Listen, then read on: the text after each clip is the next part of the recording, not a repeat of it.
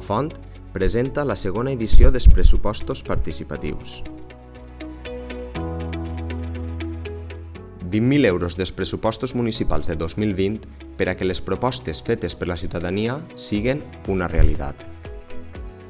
Del dia 15 al dia 29 de setembre, tots els majors de 16 anys empadronats al poble podran fer les seues propostes. Aquestes es podran fer a l'edifici de l'Ajuntament en horari d'oficines i de manera digital al web www.participa.lafontdencarròs.es.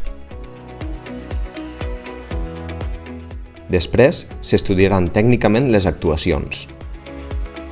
I del dia 12 al dia 24 d'octubre haurem de votar-les.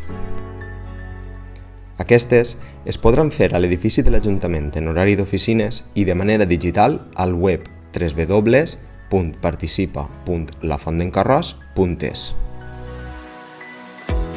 Finalment, el 25 d'octubre es presentaran les propostes guanyadores.